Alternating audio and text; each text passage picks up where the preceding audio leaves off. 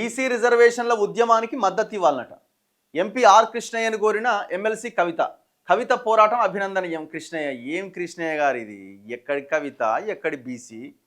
మీకు ఆమెకి ఏమైనా పొంతనుందా? మీరు ఆమెకు సపోర్ట్ చేయడమే. ఆమె దేనికోసం బీసీ అంటుందో మనకు తెలియదా?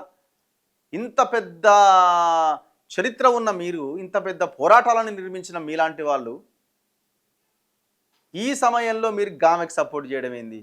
అసలు ఆమె ఏం చేస్తున్నది? ఏం అభినందన ఆమె చేసిన పోరాటం? ఆమె తండ్రి మీద యుద్ధం చేస్తున్నది. బీసీల మీద ప్రేమ కాదు, తండ్రి మీద, అన్న మీద యుద్ధం చేస్తున్నది ఆమె. నాకు ఆస్తి కావాలా, నాకు పదవి కావాలా, పార్టీలో కీలక పదవి కావాలని యుద్ధం చేస్తున్నది తండ్రి మీద. బెదిరింపో, బ్లాక్మెయిల్, ఇంకా ఏదైనా పేరు పెట్టుకోవచ్చు దానికి. అసలు ఫస్ట్ మీరు ఆమెకి ఏమైనా క్లారిటీ ఉందేమో తెలుసుకున్నారా? ఆమెకి ఏమైనా 1% అయినా ఆమె రాజకీయ దీని మీద క్లారిటీ ఉందా? ఆమెకి ఏమైనా ఎజెండా ఉందా? అసలు ఆమె ఏ పార్టీ అని మీరు అడిగిర్రా? ఆమె బీఆర్ఎస్ఆ? ఆమె బీఆర్ఎస్లో ఉందా, బయట ఉందా? తెలంగాణ జాగృతి ఆధ్వర్యంలో చేపట్టిన బీసీ రిజర్వేషన్ల సాధన ఉద్యమానికి మద్దతు ఇవ్వాలని జాగృతి అధ్యక్షురాలు ఎమ్మెల్సీ కవిత రాజ్యసభ సభ్యుడు ఆర్ కృష్ణయ్యను కోరిందట. ఆదివారం విద్యానగర్లోని బీసీ భవన్లో ఆయన కలిసిందట. ఈ సందర్భంగా 42% రిజర్వేషన్లపై మద్దతుతో పాటు జూలై 17న జరిగే రైలు రోకోకు సహకరించాలని కోరుతూ వినతి పత్రం ఇచ్చిందట. అనంతరం జరిగిన విలేకరుల సమావేశంలో ఎమ్మెల్సీ కవిత మాట్లాడుతూ కామారెడ్డి బీసీ డిక్లరేషన్ అమలు చేయాలని, స్థానిక ఎన్నికల్లో బీసీలకు 42% రిజర్వేషన్లు అమలు చేయాలని ప్రభుత్వాన్ని డిమాండ్ చేసిందట. స్థానిక ఎన్నికలపైన మంత్రులు ఎవరికి ఇష్టం వచ్చినట్టుగా వారు మాట్లాడుతూ ప్రజలను తప్పుదోవ పట్టిస్తున్నారని విమర్శించారు. ఈ సందర్భంగా ఆర్ కృష్ణయ్య మాట్లాడుతూ బీసీ రిజర్వేషన్ల అమలు కోసం ఎమ్మెల్సీ కవిత చేస్తున్న పోరాటం అభినందనీయం.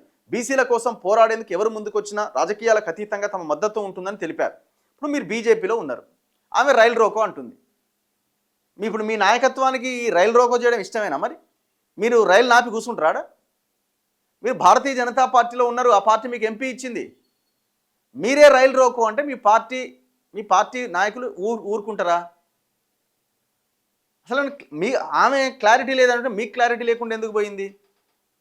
ఆమె బీసీ ఏందండి? ఆమెను అభినందించడం ఏంది? వ్యక్తిగత ప్రయోజనాలు. 35% ఉన్న బీసీ రిజర్వేషన్ని కోత కోసి 20% తగ్గించింది కేసీఆర్ వాళ్ళ తండ్రి.